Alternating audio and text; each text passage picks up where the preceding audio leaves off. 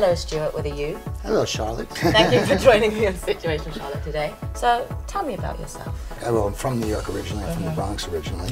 For the past 23 years, I've been doing large-scale art installations. I mean, I started off doing murals in bars on the Upper East Side, and then it moved into interior design.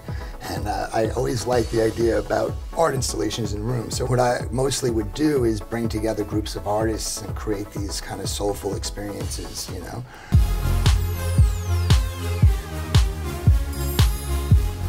What have you done that you're most proud of, or your best accomplishment? Collective hardware. Yeah? It was my most embarrassing moments and my most amazing moments, because there were times in this place where I allowed this place just to have a life of its own, and it would start curating itself. I lived in this building. It was going on 24 hours a day. I mean, any given night there'd be like Oliver Stone with the head of Circus Soleil with a bunch of homeboys from down, you know, Lower East Side, to a bunch of drag queens just hanging out, talking about ideas. It was amazing. I didn't even know it existed in New York again. And then I'd wake up and there'd be a marching band practicing downstairs in the gallery. And I wanted, basically what it was for is to bring together intellectuals, artists, tech people, and finance people together in a space that wasn't like a club environment. So I'm still a believer in creating spaces like that. And it was really a shame that it doesn't exist. The Chelsea Hotel is another thing that's a shame, you know. I was living in there and I got kicked out of that place too. So it's like, you know, he seems to be kicking me out. Kicking you out all over the place. It just been kicked out really here hard and there. I mean, I get the real estate, I just don't last too long. I can't help but notice your watch. How do you get anywhere on time? Well, this is the kind of watch that watches you. Yes. That's what someone's always watching Yeah. you. I never watched much about time. I have time watching me, I guess. So you're ready to get situated? I'm ready to get situated. Well, let's situate. So, what do you mean, arts and crafts? Well, you seem like a crafty kind of guy. Well, let's figure out what we're making. Maybe I'll make you something. I'll make you something and you can make me something. Done. Let's do Taking it? Done. So welcome to Charlotte's craft table. You ready to get crafty? I'm ready to get crafty. Awesome. Okay, right. Or is it crafty? Crafty. Well, it depends where you're from. You say potato, I say potato. You mentioned to me before about collective hardware. So because of maybe that whole like embarrassing factor, like what did you learn from the experience that maybe you're not going to do again, like next time? Good question.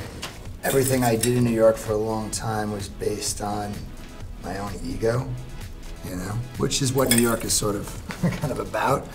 But I realized that was, it kind of, I think it kind of tarnished the idea that I was trying to do, which was more of a community-based concept. I wasn't really living the idea like I should have been. And then also just the way the business would be conducted and the organic process would be conducted. I mean, I learned a lot from that experience, you know. How else would you have conducted business? Basically how you vet people to be involved. Basically I learned a lot. I actually said I would never do it again, but the more and more I think about it, I'll give it another shot. I think I don't have a choice.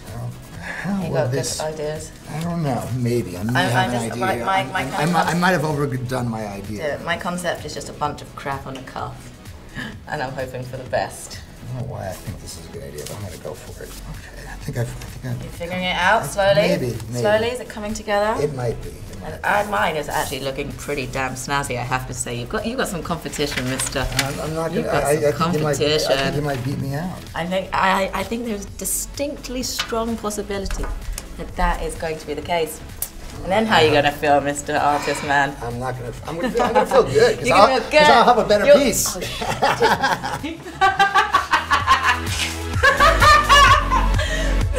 Anyway.